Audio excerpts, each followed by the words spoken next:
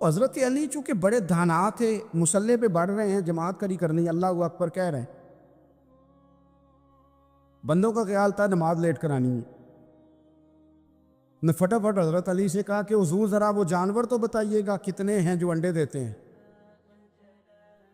اور ذرا وہ بھی بتائیے گا جو بچے دیتے ہیں۔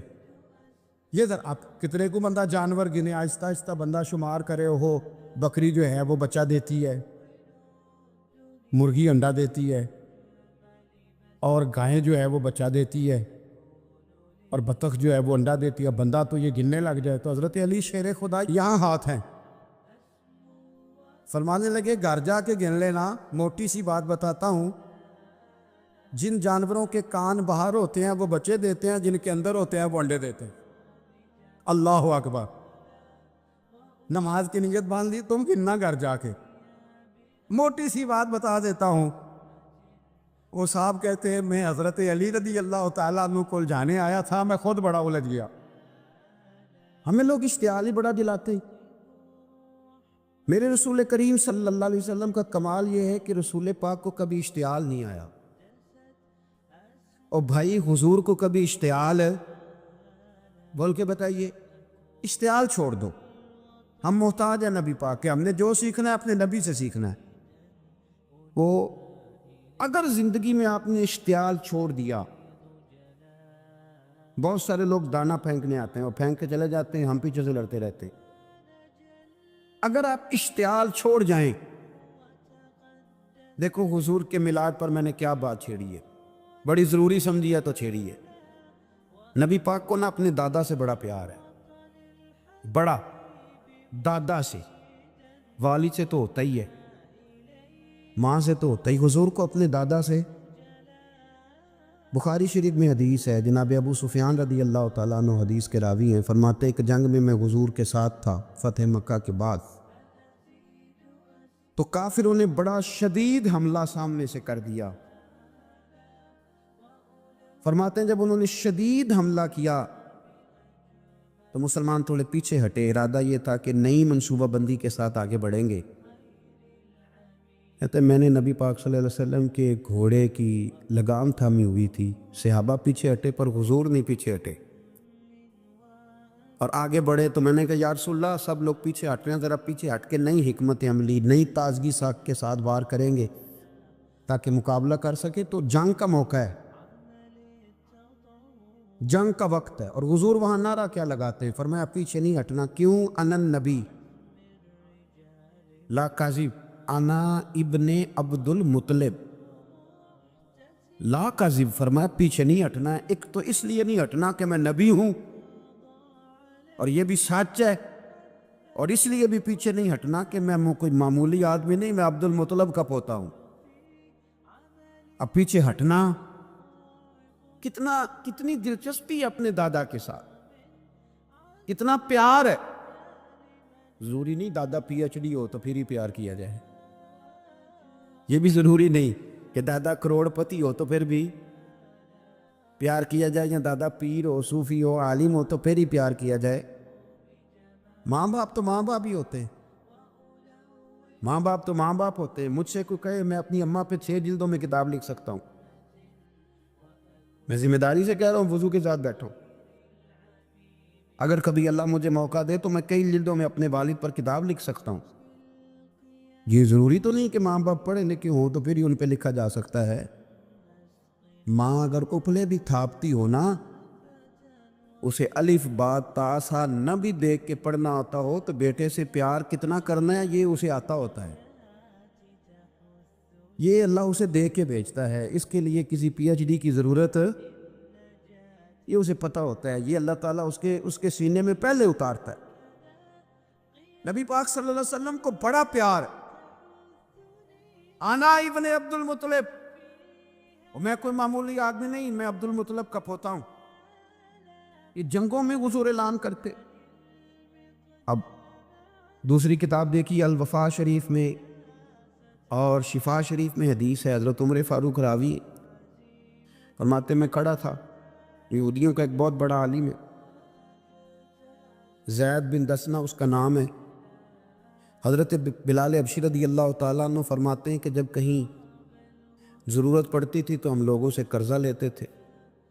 وہ ایک دن مجھے کہنے لگا مجھ سے قرضہ لے لیا کرو، میرے پاس پیسے پڑے ہوتے ہیں. میں نے اس سے قرضہ لے لیا نبی پاک صلی اللہ علیہ وسلم کے مہمانوں کے لیے، کیونکہ میری ذمہ داری تھی مہمانوں کی دیکھ بھال. آپ فرماتے ہیں کہ ابھی اس کے حضرت عمر فرماتے ہیں کہ وعدے میں 3 دن باقی تھے، میں حضور کے ساتھ تھا. وہ عالم تھا یہودیوں کا، تورات جانتا تھا. تو چوک میں اس نے کھڑا کر لیا اور کھڑا کر کے کہنے لگا نبی کریم صلی اللہ علیہ وسلم سے کہ میرے پیسے دے. تو حضور صلی اللہ علیہ وسلم نے فرمایا کہ ابھی تو 3 دن باقی ہیں وعدے میں، انشاءاللہ وعدے پہ دے دیں گے. میں نے جو مضمون چھیڑا ہے وہ میں نے مکمل کرنا ہے، آپ میری بات پہ توجہ کرنا. میں کہہ چکا ہوں کہ حضور کو دادا سے بڑا ہی پیار ہے.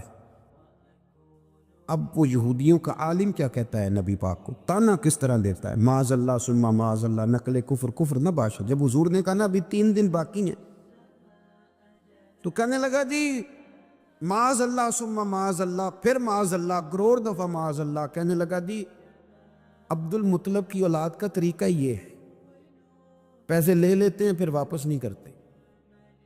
ہے نا اشتعال والی بات. یعنی ویسے ہی آپ کسی کو کہیں کہ تیرے دادے کی اولاد ساری کا طریقہ ہی وہ گرم ہو جائے گا. اور اگر یہ کہہ دیا جائے اس ذات کے بارے میں جس سے آپ پیار بھی عشق کی حد تک کرتے ہو، تو اب تھپڑ تو بنتے ہیں نا 4، اب ڈنڈا تو بنتا ہے نا. لیکن میرے نبی پاک اشتعال میں نہیں آتے تھے، مزاج نہیں تھا رسول کریم. نبی کریم صلی اللہ تعالی علیہ وسلم نے اتنی بڑی بات کر دی کہ حضرت عمر کہتا میں نے یوں کر کے تلوار پہ ہاتھ رکھا، نکال لی نیام سے باہر، گردن اڑاؤں گا اس گستاخ. رسول کریم نے فرمایا عمر یہ تو کیا کر رہا ہے، تیرے تو ذمہ یہ تھا کہ تو اسے نرمی کا کہتا اور مجھے پیسے دینے کا کہتا. اب اس طرح کر، اسے فلاں جگہ لے جا، وہاں کھجوریں پڑی ہیں، تول کے دے دے، چل 2 کلو زیادہ بھی دے دینا. تو حضرت عمر فاروق رضی اللہ تعالیٰ عنہ کہتے ہیں میں نے کہا حضور زیادہ کس بات کی، میں تو پوری بھی ذرا ناپ تول کے دوں گا. اور احتیاط سے کس بات کی زیادہ، اس نالائق کو زیادہ دوں؟ حضور فرمانے لگے زیادہ اس لیے دینی ہے کہ تو نے اسے ڈانٹا ہے، تو نے تلوار دکھائی ہے، اب 2-3 کلو زیادہ دینی. حضرت عمر کہتے ہیں میں لے گیا اور میں نے 2-3 کلو کھجوریں زیادہ دی، پر وہ میرے اندر جو اس کے بارے میں کوفت تھی وہ جاتی نہیں تھی. میرا دل کرتا تھا کاٹ ڈالوں اسے. اور جب میں نے دے لی نا تو میرے قریب آیا، میرے گھٹنے پہ ہاتھ رکھا. آنسو بڑے قیمتی ہوتے، ایک کبھی نکلتے. کہتے ہیں جب میرے گھٹنے پہ اس نے ہاتھ رکھا تو وہ یہودیوں کا عالم رو پڑا. کہنے لگا عمر تیرا کیا خیال ہے کہ میں بلا وجہ یہ میں نے بات کر دی؟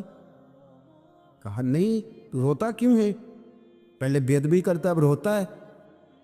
تو کہنے لگا عمر میں کوئی معمولی آدمی نہیں، میں پڑھا لکھا بندہ ہوں، معمولی ہوتا تو جلدی مان جاتا. میں تورات کا، انجیل کا، زبور کا عالم ہوں. میں نے آخری نبی کی ساری صفتیں اپنی کتابوں میں پڑھی ہیں. میں نے ساری باتیں چھپ چھپ کے نبی پاک میں دیکھ لی تھی. ایک بات میں نے حضور کی آزمانی تھی ابھی، وہ یہ تھا کہ نبی پاک کے سامنے جتنی بھی جہالت کرو گے نا، اللہ کے رسول کا حلم اس پر غالب آ جائے گا، حضور کا صبر اس پر غالب آئے گا. میں نے نا آج وہ آزمانا تھا، اور میں نے نا سازش کر کے بلال کو پیسے دیے تھے، اور میں نے سازش کر کے 3 دن پہلے مانگے تھے. پر عمر تجھے مبارک ہو، میں نے تو آزما کے مانا ہے، تو بغیر آزمائے محمد عربی کا غلام بن گیا ہے. اب لے جا، مجھے معافی بھی دلا، اور نبی پاک صلی اللہ علیہ وسلم کی غلامی بھی میرے لیے، اس سند پہ بھی تو میرے ساتھ شامل ہو. زندگی میں اشتعال نہ اپنے آپ کو آنے دے. لوگ دنیا میں باتیں کرنے آئے ہیں، اور باتیں کرنے والے رہ جایا کرتے. باتیں کرنے والے، میری بات کی سمجھ آ رہی ہے، اور کام کرنے والے وہ کر جاتے. اگر آپ باتوں پہ آپ وقت گزاریں گے تو رہ گئے اشتعال. وکیلوں کو بھی یہاں اشتعال آتا ہے, یہاں ڈاکٹروں کو بھی اشتعال آتا ہے, یہاں فلانے کو بھی اشتعال آتا ہے, یہاں بھئی آپ کس چکر میں پڑ گئے؟ اگر آپ کو اشتعال ہی آنا ہے, آپ دیکھیں نا اہل طائف نے نبی پاک کے ساتھ کیا کیا. تاریخ میں نا کچھ الفاظ ایسے ہیں جو پڑھے نہیں جاتے. جب انہوں نے کہا کہ معاذ اللہ آپ نبی ہیں جو دروازہ دروازہ گھوم رہے ہیں, آپ نبی ہیں جن کے ساتھ لشکر ہی کوئی نہیں, پیسے ہی کوئی نہیں, آپ ہیں, اتنے سخت جملے, پھر پتھر بھی مارے. اشتعال تو 1.5 منٹ میں آ جاتا بندے کو, اور ہمارے ہاں تو رہ بھی صرف اشتعال ہی گیا ہے, صرف اشتعال ہی ہے. جس کو دیکھو اسے اشتعال ہے, ادھر بھی لڑائی, ادھر بھی دنگا, ادھر بھی فساد. بھئی آپ چھوڑیں. رسول کریم علیہ الصلوۃ والسلام کو حضرت زید بن حارثہ نے کہا حضور دعا کریں یہ تباہ ہو جائے. نبی پاک نے فرمایا, لفظ حدیث کے فرمایا لم ابعث لعانا, فرمایا میں کو تانے دینے والا بن کے آیا ہوں, میں کو وہ ہوں جو تانا زنی کروں گا, بد دعا دوں گا انہیں. فرمایا انما بعثت ہادیا و رحمہ, فرمایا میں تو رحمت بن کے آیا ہوں اور لوگوں کو ہدایت کا راستہ دکھانے کے لیے آیا ہوں. زندگی میں کبھی بھی اشتعال. ایک بات اور کرنی ہے آپ سے, اس پر بھی آپ نے خاص توجہ کرنی ہے, جو ہمارے لیے سرکار کی محتاجی میں سے خیرات ہم نے لینی ہے, وہ یہ ہے نبی پاک صلی اللہ علیہ وسلم کو نا قرآن مجید نے حریص کہا. اللہ اکبر. یہاں شاید آپ مجھے کہہ دیں تو میں ناراض ہو جاؤں, لیکن قرآن نے کہا حریص علیکم بالمؤمنین رؤوف الرحیم. اللہ کرے کہ ہم قرآن کے الفاظ پر غور کریں. حریص علیکم, اے میرے محبوب کے غلاموں, نبی پاک صلی اللہ علیہ وسلم نا تم پر حریص ہیں, یعنی تمہاری بھلائی چاہنے میں جلدی کرتے, تمہاری بھلائی چاہنے میں. یہ ایسے الفاظ ہیں کہ اس سے بڑھ کر میں ان کا معنی نہیں کر سکتا. اگرچہ علماء تفسیر نے حریص علیکم کے کئی معنی بیان فرمایا محبوب کو جلدی ہے. بیٹا بھی اماں سے کہتا ہے اماں آہستہ آہستہ ہی میری ترقی ہوگی نا. اب مرید بھی پیر صاحب سے کہتا ہے حضرت صاحب ہوں میں شروع کرتے لئیے سویرے اٹھتے پہنا تے اے میں ہولی ہولی کر کے داڑھی. مجھے تو خیر بہت سارے کہتے ہیں, اس لیے ایک میرے سنگی ہیں اللہ تعالیٰ انہیں جزائے خیر دے, وہ جنوبی پنجاب سے ہیں تو وہ سرائکی ہیں. اب ہمیں اللہ نے یہ اعزاز دیا ہوتا ہے کہ ہمارے پاس ہر زبان کا بندہ ہوتا ہے, اس لیے کئی دفعہ اپنی زبان بھی گڈمڈ ہو جاتی ہے, کیونکہ سب سے بات کرنی ہوتی ہے نا جی. تو مجھے کہنے لگے ایک دن فون کر کے پیر صاحب مبارک ہو گئے. میں نے کہا جی خیر مبارک, کیا ہوا؟ کہ میں ان چھوٹی چھوٹی داڑھی رکھ لئی اللہ دے فضل نہ. میں کہا چلو میں تیری مبارک قبول کتی تو مہربانی کری انہوں کھاد شاد باندھا رہی تاکہ تھوڑی بڑی بھی ہو بھی جائے کہ مبارک ہوئے. میں چھوٹی چھوٹی میں کہا چلو اللہ کریم خیر کرے گا, بڑی بھی ہو جائے. حالانکہ داڑھی کا کوئی وزن ہی نہیں ہوتا, کیوں ہوتا ہے نہ چھوٹی کا نہ بڑی کا. اللہ سمجھنے کی توفیق عطا فرمائے. بار کہ جو بات عرض کرنی ہے اس کی طرف آتا ہوں آپ حضرات سے. حریص علیکم, بھئی ہر بندہ کہتا ہے میں آہستہ آہستہ چلوں گا, لیکن نبی پاک صلی اللہ تعالی علیہ وسلم نے شوق رکھتے میری امت کو جلدی سے خیر ملے, جلدی سے. آپ دیکھیں نا ہم نے نا اصل میں سنی تقریریں, سنانے والوں نے سنا دیں, بس وہ ٹھیک ہے ایک نظام ہے, لیکن کبھی کبھی نا ہم الجھ جاتے ہیں, اڑ جاتے ہیں کہ یار ایسے بھی ہوتا ہے. نبی پاک جلدی کرتے ہیں اپنی امت کو خیر دینے میں, جلدی. حضرت ابو ہریرہ نے حافظہ مانگا تو فٹافٹ دیا حضور. حضرت جابر ابن عبداللہ نے کہا حضور گھر میں غربت ہے تو فرمایا یہ کلو لے جا, کھول کے نہ دیکھنا کھجورے, کھاتا رہنا ختم کوئی نہیں ہوگا. جس نے جو مانگا نا جو ذرا جلدی کر. مرنا ہے پھر قبر میں جانا ہے, پھر قیامت تک قبر میں لیٹنا ہے, پھر قبر سے اٹھنا ہے. وَإِذَا الْقُبُورُ بُعْثِرَتْ عَلِمَتْ نَفْسٌ مَا قَدَّمَتْ وَأَخَّرَتْ, پھر وہاں سے اٹھ کے حساب دینا ہے. حساب کے بعد جنت دوزخ کا فیصلہ ہونا ہے. اور میرے نبی پاک صلی اللہ علیہ وسلم کو بڑا شوق ہے امت جلدی جلدی جنت میں جائے. لہذا فرمایا ابو بکر تو بھی جنتی ہے. حضور وہ قبر، وہ اٹھنا، وہ حساب کتاب، فرمایا میں جانوں اللہ جانے.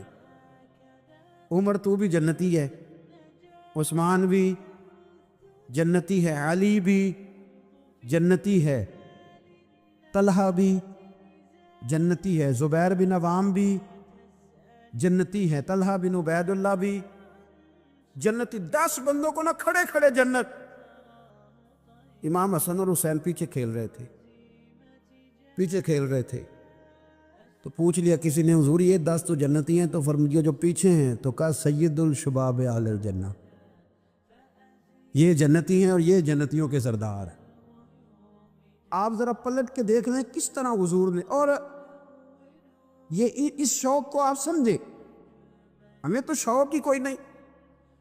اب یقین کریں نہیں شوق، زیادہ سے زیادہ شوق ہوگا تو اپنے بیٹے کے حق میں ہوگا کہ جلدی جوان ہو جائے.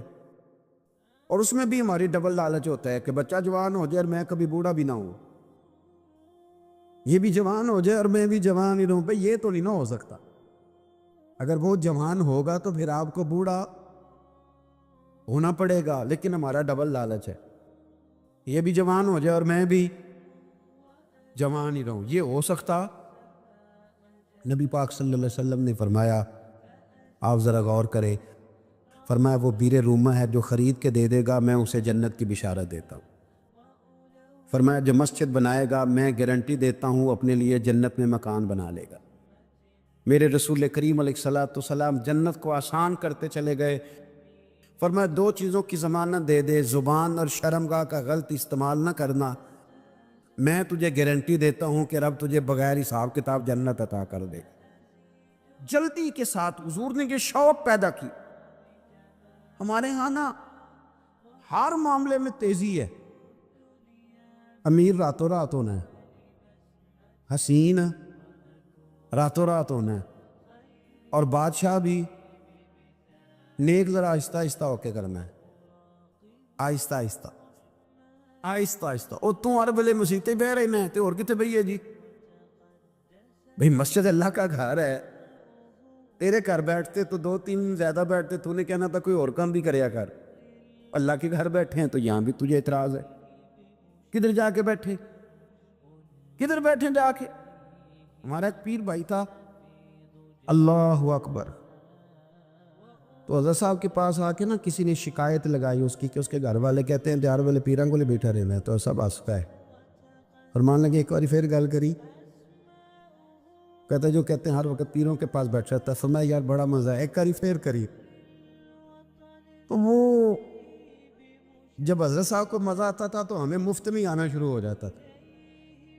تو یہ تو بڑی بات ہے نا جی کہ کوئی کسی اللہ والے کے پاس بیٹھتا ہے. میری بات کو سمجھ لیں. جلدی کرتے رسول کریم، ہمیں بھی تھوڑی جلدی کرنی چاہیے نبی پاک کا غلام بننے. صحابہ نے بڑی جلدی کی. آپ یقین کریں 1 منٹ بھی دائیں بائیں نہیں. بس آج حکم آیا، آج ختم، آج ہی عمل ہوگا، کل پرسوں ترسوں کی بات کوئی نہیں. ساری دنیا جاتی ہے نا مدینہ شریف اور جا کے دیکھتی ہے مسجد قبلتین، 2 قبلوں والی مسجد. یار بڑا مشکل کام ہے، بڑا مشکل کام ہے. لوگ کہتے ہیں پہلا تسی انجاندے سو، اب یہ کہنا شروع کر دیے بڑا مشکل کام ہے. حضور نے 4 رکعتوں والی نماز 2 ادھر منہ کر کے پڑھائی اور پھر 2 رکھتے. اور یار مشکل ہے کام، بڑا مشکل. یہاں تو میرے بھائی پگڑی کا سٹائل بدل ناراض ہو جاتے. اور میرے رسول کریم صلی اللہ علیہ وسلم نے کعبے کا رخ ہی پھیر لیا تو سلام کے بعد صحابہ نے سوال نہیں کیا. کسی نے پوچھا کل تم نے 2 ادھر پڑھی تھی آج ادھر پڑھی، انہوں نے کہا ہم نے قبلہ نہیں دیکھا، ہم نے تو یہ دیکھا امام کدھر جا رہا ہے. حاجیو آؤ شہنشاہ کا روضہ دیکھو، کعبہ تو دیکھ چکے اب کعبے کا بھی کعبہ دیکھو. جلدی کرے، وقت بڑا تھوڑا ہے. امام بیہقی کی روایت لائے ہیں، محبوب پاک نے فرمایا میرے امتی نے کسی ذمی کافر کے ساتھ اگر زیادتی کی، وہ ٹیکس دیتا تھا، جزیہ دیتا تھا، ذمی کافر تھا، اور میرے امتی نے اگر اس کے ساتھ زیادتی کی تو نبی پاک صلی اللہ علیہ وسلم فرماتے ہیں میں قیامت کے دن اس کافر کے ساتھ مل کر اپنے امتی پر اللہ کی بارگاہ میں مقدمہ دائر کروں گا، میں خود مقدمہ دائر کروں۔ آپ کب بولیں گے؟ ابھی بھی وقت نہیں ہے آپ کے بولنے کا۔ میری تو دعوت یہ ہے کہ ہر سیاسی جماعت ریزائن کرے کہ ہم اس ملک میں سیاست نہیں کریں گے، مذہبی جماعتیں تبلیغ کرنا بند کر دیں، پیران اعظام قدی نشینیاں چھوڑ کے باہر نکلیں۔ یہ جو ہر چوک اور ہر چوراہے میں لوگ نصیحتوں کا بازار گرم کر کے کھڑے ہیں، یہ چھوڑ دیں۔ کیا اثر ہے تمہاری تبلیغوں کا؟ کیا مل رہا ہے قوم کو؟ تمہاری گدیاں کیا تزکیہ نفس کر رہی ہیں؟ اور ہر اس آدمی پہ مقدمہ ہونا چاہیے جس کے موبائل میں گندی فوٹو ہے۔ ہر وہ آدمی مجرم ہے جو کند دیکھتا ہے، کند آگے تقسیم کرتا ہے۔ ایسے ہی ایک دو آدمی کا نام لگا کے چپ کر گئے ہو، صبح قیامت کے دن میں مجھے بھی پوچھا جائے گا اور آپ کو بھی پوچھا جائے گا۔ ہر ایک آدمی دوسرے پہ بوجھ ڈال کے خاموش ہو جاتا ہے۔ حکومت نے غلط کیا، حکومت بنوائی کس نے تھی؟ کس نے ووٹ دیا تھا؟ برابر کے شریک ہیں ان کے جرموں میں جو ان کو ٹھپے لگاتے ہیں، چپ کر جاتے ہو تنقید کر کے۔ حضرت سیدنا امام مالک رحمۃ اللہ علیہ فرمایا کرتے ظالموں کا مددگار بھی ظالم ہوتا ہے، تو ان کو ٹھپے لگانے والا ظالم نہیں ہوتا؟ وہ نہیں مددگار ظالموں کا؟ ابھی تک لوگ کہہ رہے ہیں مولانا آپ سخت جملے کہتے ہیں، آپ سخت جملے کہتے ہیں، آپ بچیں۔ میں نے کہا تمہیں پتہ نہیں نا، تمہیں خبر نہیں، تم اس زیادتی کا شکار نہیں ہو، تمہیں کیا پتا۔ میرے ایک چچا کا بیٹا تھا، اکلوتا تھا، وہ رستے میں جاتے ہوئے کسی کی گولی کا شکار ہو گیا۔ میں تھانے گیا پرچہ کٹوانے، طالب علمی کا زمانہ تھا۔ جب میں گھر سے نکلا تھا تو میری جیب میں 2 روپے تھے۔ میرے تو ابا جی بڑی دیر پہلے انتقال کر گئے۔ چچا کی یہ حالت تھی کہ وہ بیچارے اٹھنے کے قابل نہیں رہے، ایک بیٹا تھا۔ اور میں جب تھانے گیا تو میں نے پرچہ کاٹنے والے سے کہا کہ قتل ہو گیا ہے، پرچہ کٹوانا ہے۔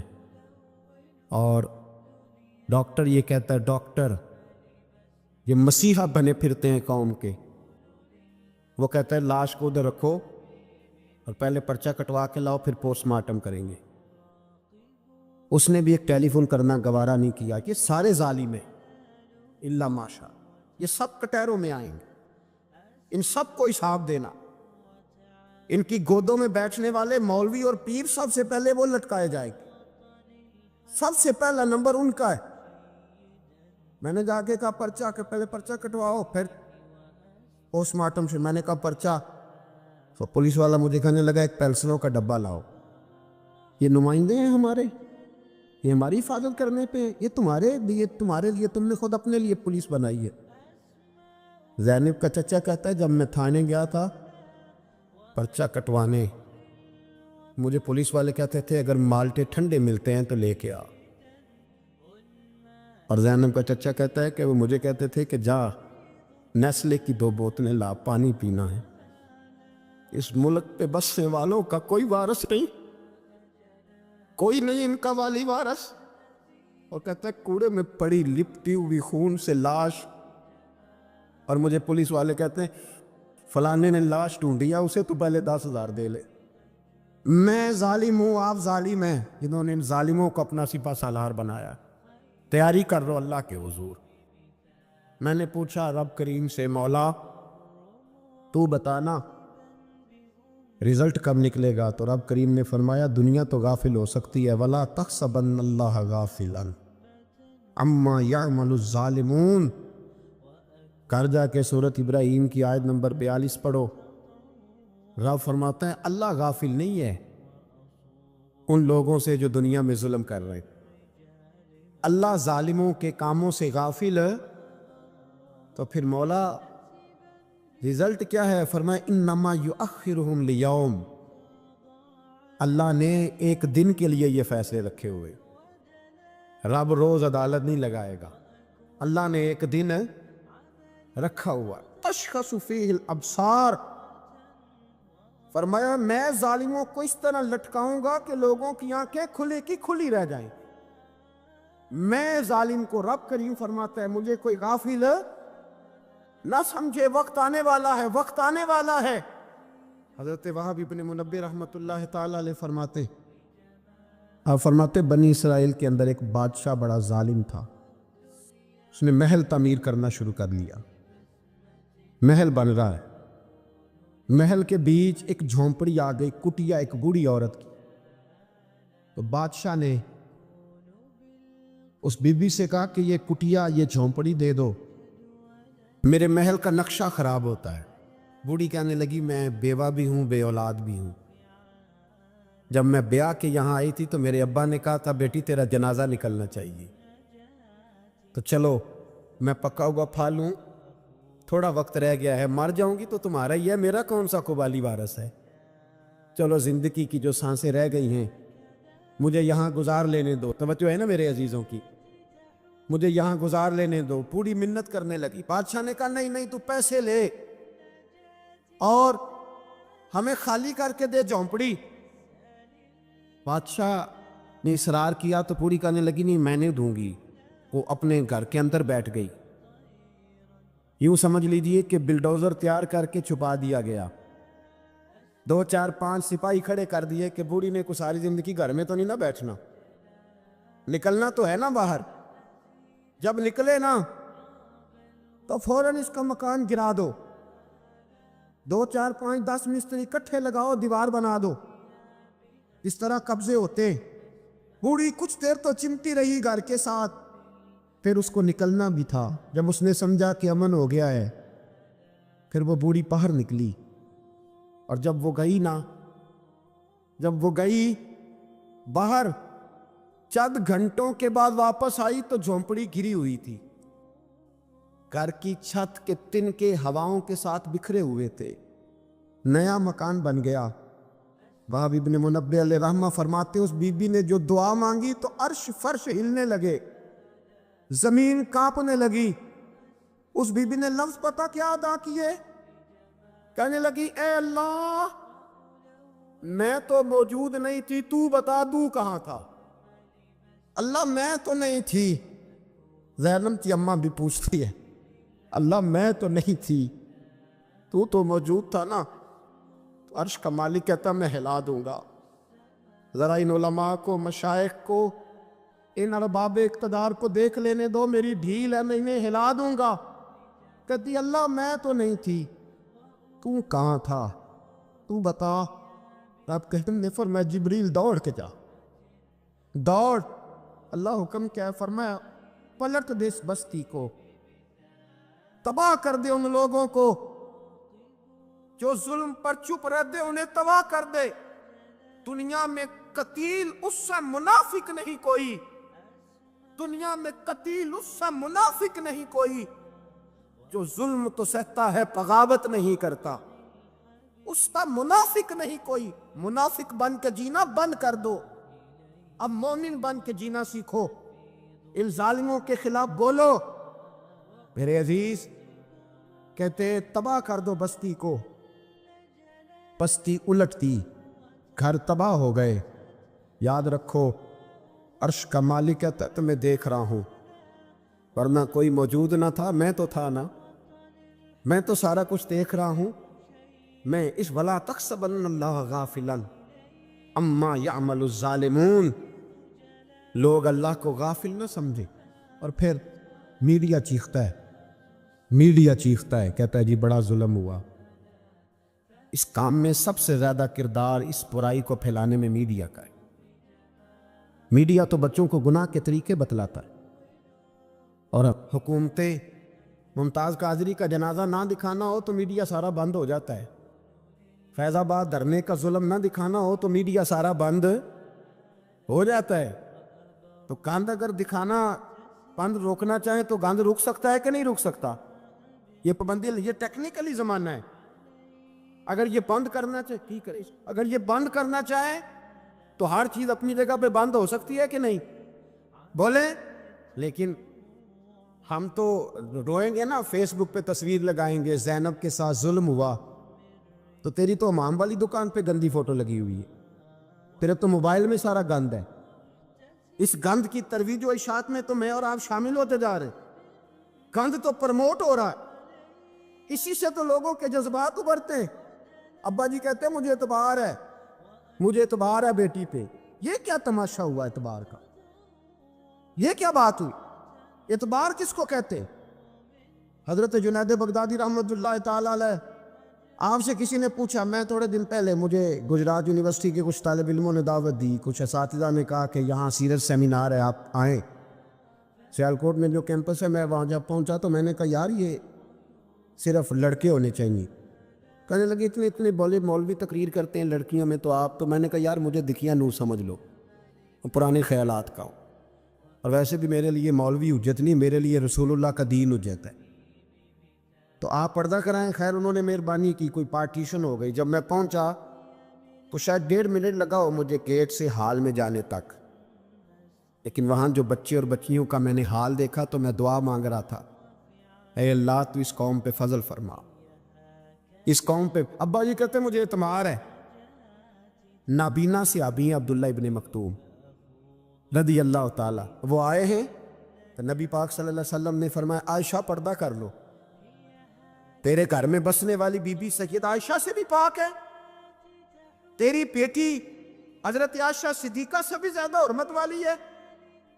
نبی پاک نے فرمایا عائشہ پردہ کرو، حضور وہ نابینا ہے۔ فرمایا تمہیں تو نظر آ رہا ہے نا، تیرا اعتبار یہاں سے بھی زیادہ بڑھ گیا ہے۔ حضرت جنید بغدادی سے کہا حضور ہمیں قرآن شریف پڑھا دیں، آپ نے فرمایا درمیان میں عورتیں پردہ ڈالیں پھر پڑھاؤں گا۔ کہا حضور قرآن پاک ہی پڑھانا ہے؟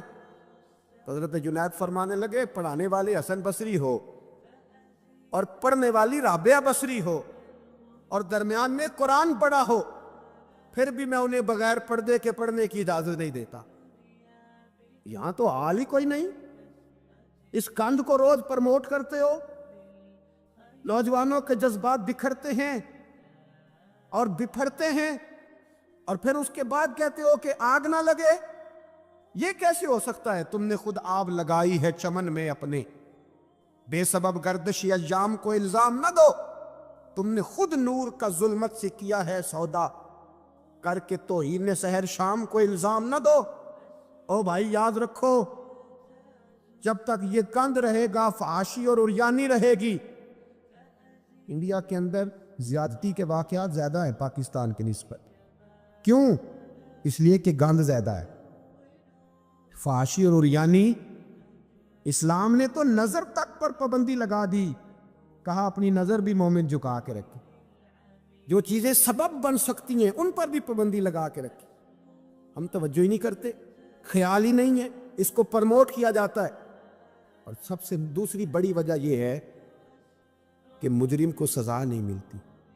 مجرم کو سزا بولیے، وہ چھوٹ گیا نا سر عام ایک بڑے آدمی کا بیٹا قتل کرنے والا، چھوٹ گیا نا، وہ جس نے سر عام ایک سپاہی کانسٹیبل کو کچل دیا تھا، وہ بچ گیا نا، آ گیا نا باہر۔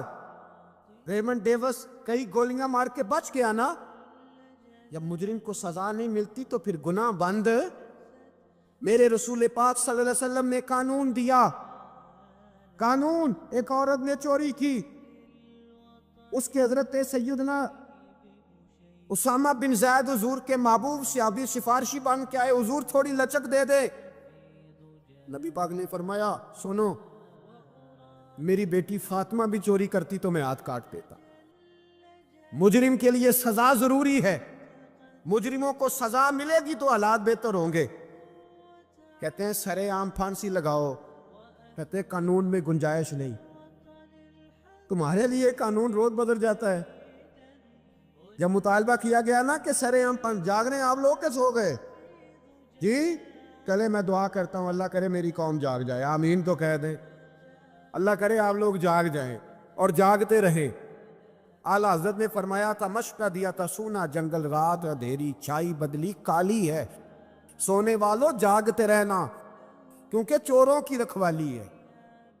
سونا جنگل رات اندھیری چھائی بدلی کالی ہے، सोने वालों जागते रहना, चोरों की रखवाली है। कहा गया सरेआम फांसी दो, तो कहने लगे आइन में गुंजाइश नहीं चौक में फांसी देने की, और तुम्हारी जरूरत पड़े तो आइन में तरमीम हो जाती है। तो आज ज़ैनब को जरूरत पड़ी या तो क्यों तरमीम नहीं हो सकती?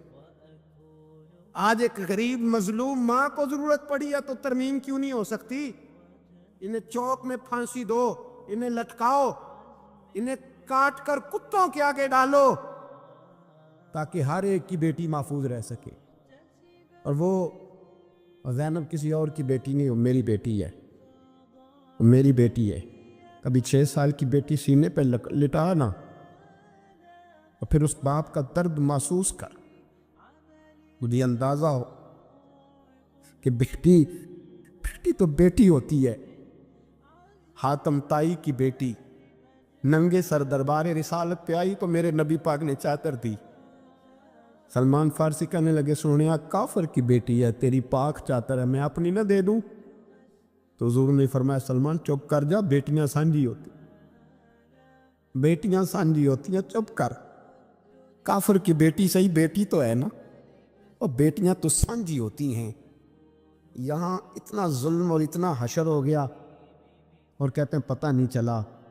देखते हैं, करते हैं, सुनते हैं, याद रखो, अब भी समझ जाओ। ऐ अल्लाह, इस इज्तिमा में तेरी बारगाह में दुआ करते, खुदावंदा सारी बेटियों को हिफाजत का पर्दा अता फरमा। अल्लाह सब के लिए हिफाजत के पर्दे नसीब फरमा।